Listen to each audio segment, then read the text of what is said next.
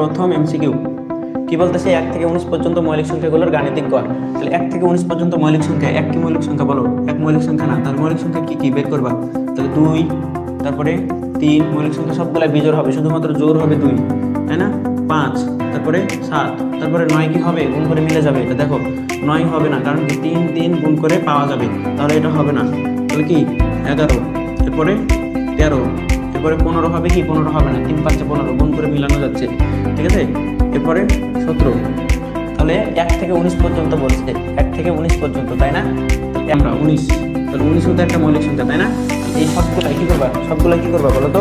সবগুলাই তুমি যোগ করবা, সবগুলাই তুমি যোগ করবা। এই যে ক্যালকুলেটর নিবে, সাথে ক্যালকুলেটর নিবা, ক্যালকুলেটর নিয়ে যোগ করো, দেখি কত হয়। ক্যালকুলেটর নিয়ে যোগ করো, তাহলে 2 যোগ 3 যোগ 5 যোগ, আমার সাথে সাথে প্র্যাকটিস করে ফেলো, এগুলোর অ্যান্সার সব দেওয়া আছে, যাতে প্র্যাকটিস করতে পারো, এই কারণে আমি করাচ্ছি বারবার, ঠিক আছে? 11 13 17 যোগ হচ্ছে কি? যোগ হচ্ছে 19।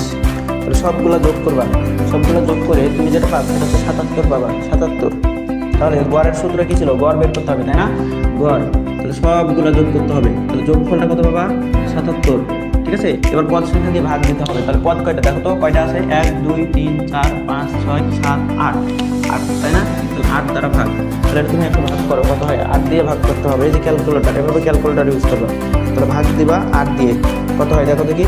9.625, মানে ডি নাম্বার হচ্ছে অ্যান্সার, ডি নাম্বার অ্যান্সার, ঠিক আছে? 9.63, এটাই হবে আমাদের অ্যান্সার। বুঝছো না বুঝো নাই বলো? বুঝছো না বুঝো নাই? এটা বুঝছো না বুঝো নাই বলো তো? এইটুকু বুঝছো না বুঝো নাই? এইটুকু বুঝলেই হবে, ঠিক আছে? এইটুকু বুঝলেই হবে।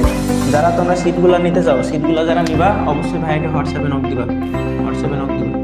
এই সিটের বাইরে তোমার এমসিকিউ, সৃজনশীল কিচ্ছু কোশ্চিন আসবে না ইনশাআল্লাহ, সব তুমি 100% কমন পাবা, 100% নিয়ম কমন পাবা, ঠিক আছে?